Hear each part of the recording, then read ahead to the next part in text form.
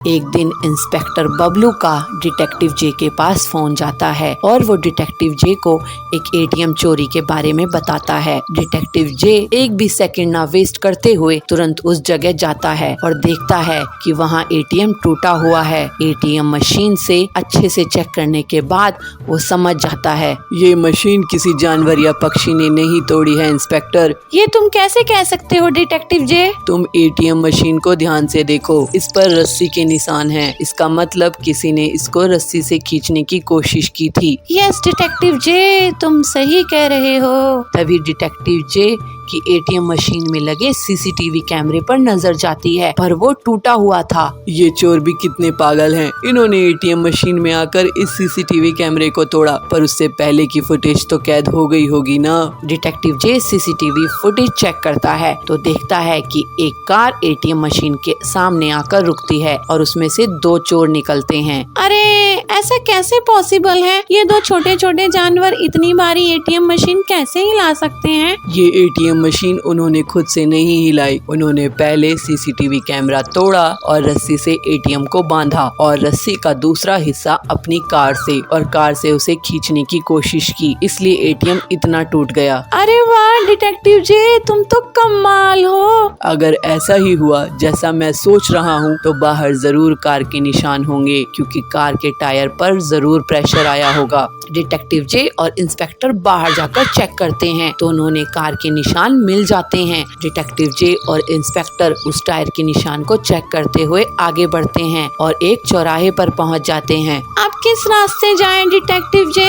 यहाँ तो 4 रास्ते हैं। डिटेक्टिव जे कुछ सोचने लगता है, तभी उसे सड़क पर तेल गिरा हुआ नजर आता है। अरे ये तो वही तेल है जो एटीएम मशीन के बाहर टायर के निशान के साथ था। इसका मतलब वो चोरों की कार इस रास्ते से गई है। तभी इंस्पेक्टर के पास किसी का कॉल आता है जो उसे बताता है कि पटेल नगर में एक एटीएम मशीन ही चोरी हो गई है। दोनों कार में बैठकर क्राइम सीन पर पहुंचते हैं, जहां दोनों देखते हैं कि एटीएम मशीन ही चोरी हो रखी है और सीसीटीवी कैमरा और शीशे भी टूटे हुए हैं और मशीन के बाहर किसी कार के निशान हैं। यहाँ कोई और चोर आए थे। ये तुम कैसे कह सकते हो डिटेक्टिव जे? क्योंकि यहाँ टायर के निशान के साथ साथ ऑयल नहीं है, और देखो यहाँ 3 जानवरों के पैरों के निशान हैं, जबकि वहाँ तो 2 चोर ही निकले थे। अगले दिन डिटेक्टिव जे केस के बारे में सोच रहा था कि तभी इंस्पेक्टर का कॉल आया और उसने बताया कि श्याम नगर में भी एटीएम चोरी हो गया है। डिटेक्टिव जे सभी चोरी की लोकेशन को मैप पर देखता है और समझ जाता है कि अगली चोरी कहाँ होने वाली है। पहली चोरी लाजपत नगर में हुई,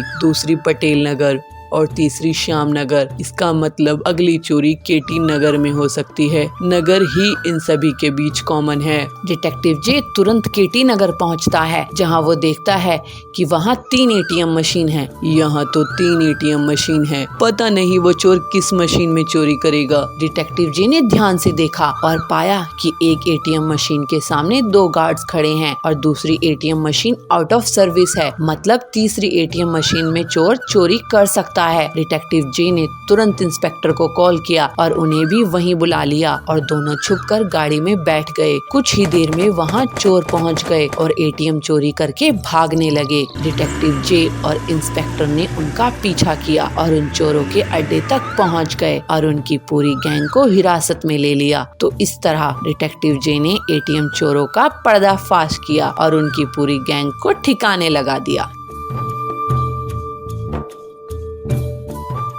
आचार्य जयसूर्य के आश्रम में एक बकरी का बच्चा आता है। उस आश्रम में आचार्य के साथ उनके शिष्य भी रहते थे। आचार्य जी उन्हें जीवन की बातें बताते थे, जिससे उनके जीवन के साथ साथ दूसरों का जीवन भी अच्छा बन जाता था। एक दिन आचार्य जी उस बकरी के बच्चे को देखते हैं जो भूल से आ गया था। आचार्य जी ने दूर तक देखा था, मगर कोई भी बकरी पास में नजर नहीं आती। आचार्य जयसूर्या समझ जाते हैं कि यह बकरी का बच्चा बकरी से अलग हो गया है, इसलिए वह उसका ध्यान रखते हैं, उसे खाने को घास देते हैं। उन्हें पता है कि इसे तकलीफ हो सकती है, इसलिए वह उसका पूरा ध्यान ध्यान रखते हैं। उसे खाने की कोई भी समस्या नहीं होती है। अगले दिन आचार्य जी अपने ध्यान में बैठे हैं, क्योंकि वह रोज ध्यान लगाते थे। मगर कुछ समय बाद ही वह बकरी का बच्चा उनके पास आ जाता है, जिससे आचार्य जी का ध्यान भंग हो जाता है। तो आचार्य अपने एक शिष्य को बुलाते हैं और उससे कहते हैं, यह बकरी का बच्चा मेरे पास आ रहा है, तुम इसे बांध दो, क्योंकि यह बार बार मुझे परेशान कर रहा है, जिसकी वजह से मुझे ध्यान करने नहीं हो पा रहा है। उसके बाद वह शिष्य बकरी के बच्चे को बांध देता है। फिर आचार्य जी ध्यान में लग जाते हैं। ऐसा बार बार होता है, क्योंकि आचार्य जी जब भी ध्यान के लिए बैठ जाते हैं तो उस बकरी को बांध दिया जाता है। कुछ समय बाद आचार्य जी पर्यटन के लिए निकल जाते हैं। उसके बाद उनका एक शिष्य उनके स्थान पर बैठ जाता है। जैसे कि उन्हें भी पता है, जब भी आचार्य जी ध्यान में बैठ जाते हैं तो बकरी को बांध दिया जाता है। वह भी ऐसा ही करते हैं। उनके साथ यह आगे तक चल रहा था। एक दिन बकरी मर जाती है, मगर उस दिन आचार्य का वह शिष्य ध्यान नहीं लगा पाते, क्योंकि यह नहीं हो सकता है। जब तक किसी से बकरी नहीं लाई जाएगी तब तक ध्यान कैसे लग सकता है, यह उसका सोच था। तो आचार्य के शिष्य दो अपने साथियों को गांव में भेजता है, क्योंकि बकरी को बांधे बिना यह ध्यान नहीं लगा पा रहे थे। वह दोनों शिष्यों को बकरी मिल जाती है।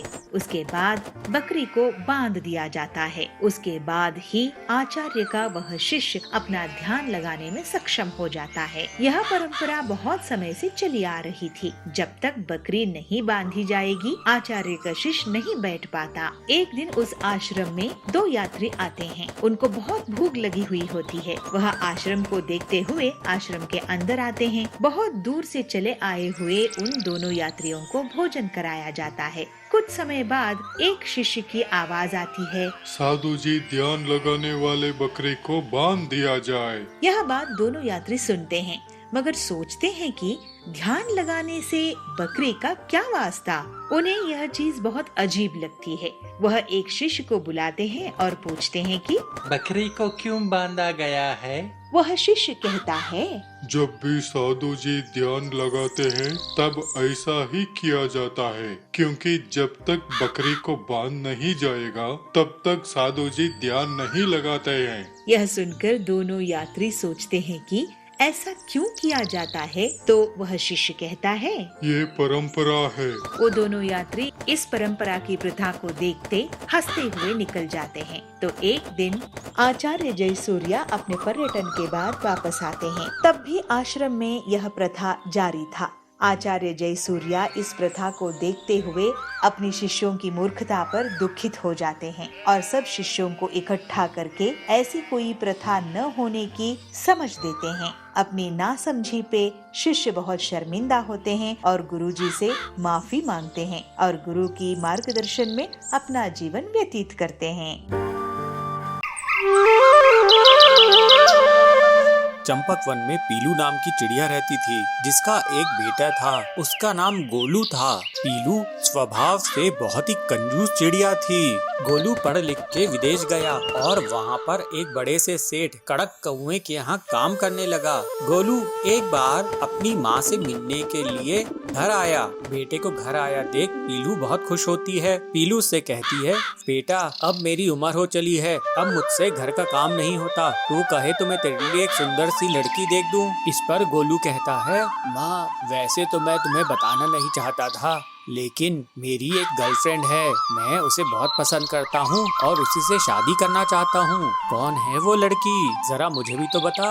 माँ वही मेरे बचपन की दोस्त लवली। अरे लवली, वो तो बहुत गरीब है, उसके माँ बाप तो दहेज भी नहीं दे पाएंगे। तेरी परवरिश में, तेरी पढ़ाई लिखाई में, तेरे विदेश रहने में जो पैसा खर्च हुआ है वो दहेज से ही तो वसूल होगा। माँ हमें दहेज क्यों चाहिए, हमें पैसों की कोई कमी थोड़ी ना है। लेकिन बेटा तेरी शादी में खर्च तो बहुत होगा ना। माँ मैं नहीं जानता, मैं तो शादी लवली से ही करूँगा, वरना विदेश चला जाऊँगा। ठीक है बेटा, जैसी तेरी मर्जी। कुछ दिनों बाद गोलू और लवली की शादी हो जाती है। शादी के अगले ही दिन पीलू लवली को बुलाकर कहती है, बहू आज से घर का सारा काम तुझे ही करना है। मैंने सारे नौकरों को छुट्टी दे दी है, अब हम घर का काम मिल बांट के करेंगे। बेकार में नौकरों को पैसा देने की क्या जरूरत है। ठीक है माँ जी, मैं घर का सारा काम कर लूंगी। ठीक है, चल जाके पहले एक कप चाय बना के दे। लवली रसोई में चाय बनाने जाती है, लेकिन देखती है कि गैस खत्म हो गई है। लवली अपनी सास के पास जाके कहती है, माँ जी गैस खत्म हो गई है, अब मैं चाय कैसे बनाऊं? रहने दे बहू, वैसे भी गर्मी बहुत है, मत बना चाय। लेकिन माँ जी गैस नहीं है तो हम खाना कैसे बनाएंगे? कोई बात नहीं बहू, चिंता मत कर, शादी की बहुत सारी पूड़ियाँ और सब्जी बच गई है, मैंने उसे फ्रिज में रख दी हूँ, हम वही खाएंगे। हफ्ते भर तो वो चलेगी ही। लवली अपने पति के पास जाती है और कहती है, गोलू तुम्हारी माँ कितनी ज्यादा कंजूस है, भगवान ही बचाए ऐसी सास से। मैंने अपनी पूरी जिंदगी में ऐसी कंजूस औरत नहीं देखी। क्यों, क्या हो गया?